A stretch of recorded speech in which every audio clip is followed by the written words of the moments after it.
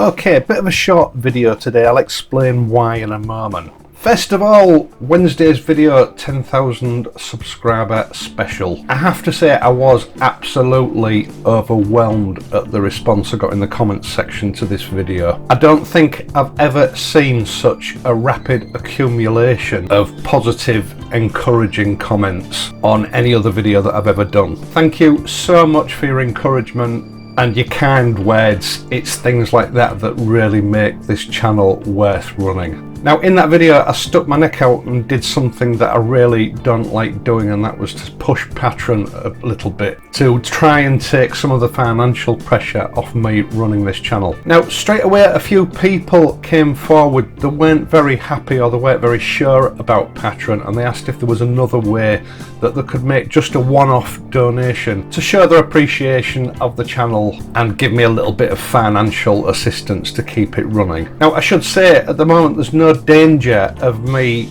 shutting this channel down for financial reasons. I am managing, I am still enjoying it. It is a challenge, but it's a worthwhile challenge that keeps me going. Now on the back of those couple of conversations that I had, if anybody else is in the same situation where they don't really want to commit to a regular subscription and they just like to make even a small donation, you can donate directly to my PayPal account, and I'll leave my email address in the video description down below. There's absolutely no pressure, it's just there if you want to. Now it's been an awkward week this week. I'm having problems with my camera. The auto exposure isn't working correctly. It's overexposing everything that I do. In fact, about 60 or 70% of the footage that I shot for the Goal Top video last week went straight in the bin because it was unusable. And although no one mentioned the strange colour cast to the footage, that was through me having to try and correct it and make unusable footage usable. To that end, I spent most of Wednesday ringing around trying to see what the problem was with this camera and if I could get it repaired. Unfortunately, this is going to mean sending it away, and it is quite expensive, so I'm just deliberating at the moment whether I should bite the bullet and do that or whether I should just get a new camera. I can, however, expose manually, but that doubles the amount of time it takes to film each video. So until I get sorted out, please bear with me. The videos might not quite contain the same content or level of content that they normally do. And as I have been doing, to compensate for that, I might have to reuse some old footage just to sort of fill in and at least provide you with something to watch while I'm talking. Now this has all left me very short on production time this week, so I needed to find something quick and simple, but hopefully something that is also going to be of interest to you. Now a few weeks ago I did that budget paddock stand for the Bonneville Bobber Black, also suitable for the Thruxton, the Speedmaster and so on. I know that sourcing the necessary equipment to work on these bikes has been a bit of a stumbling block for a lot of people. Now if you remember, that rad paddock stand ended up being a stopgap because the one that I really wanted to show you wasn't available. The suppliers were out of stock at the time, and I'm expecting to be able to do that somewhere at the end of this month, maybe just creeping into next month.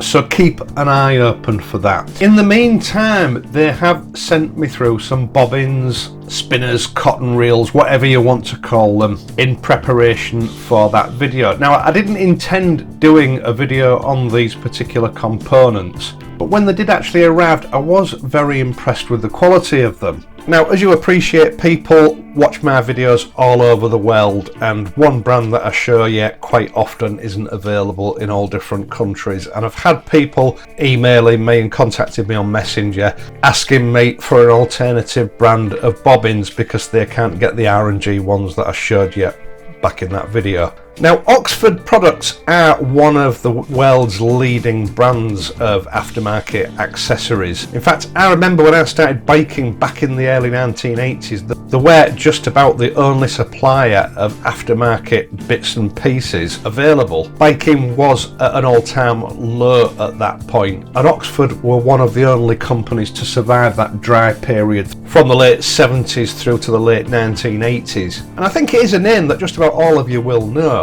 Now, bobbins are a functional item that generally stay on your bike all the time. By and large, they all seem to follow more or less the same mushroom design. And I've always thought with them that there's a lot of potential wasted where these things could be made to look a little bit more aesthetically pleasing than they generally are. Now Oxford have stuck with a fairly standard format here, but what they have done is they've made them from superior quality materials, and they've made them as low profile as possible while still being perfectly functional. Now the actual bobbin body, the part that your paddock stand normally engages into, generally speaking with most manufacturers is made from plastic.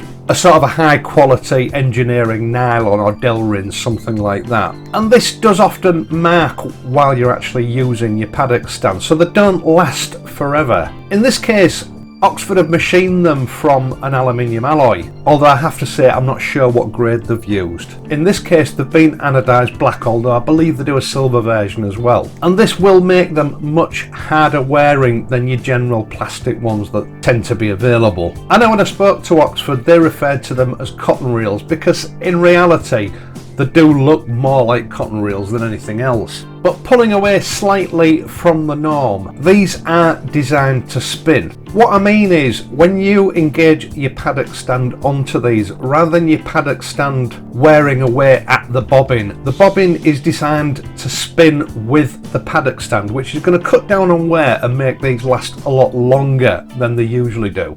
Now on the packaging it says that they incorporate bearings. I was sort of expecting to see a ball bearing assembly of some sort inside, but what they actually mean is they've got two very precisely machined surfaces, one on the inside of the aluminium bobbin itself and one on a sort of sleeve which is made from stainless steel, which inserts into that bobbin. And this creates a low friction fit which actually allows the bobbin to spin with the paddock stand while you're using it. I'm not going to insult you with a how to fit them video. When ordering them you need to make sure that you get the right thread size, and for the Bonneville models that I've mentioned it's a standard M8. It would undoubtedly be sensible to use a medium strength thread lock when fitting these, although they are supplied with plenty of thread, so I think it's unlikely that you're going to lose them. Now as looks go, these do look pretty standard, but the low profile design and the materials that they've been constructed from, for me, does make them stand out as being a little bit classier than the norm.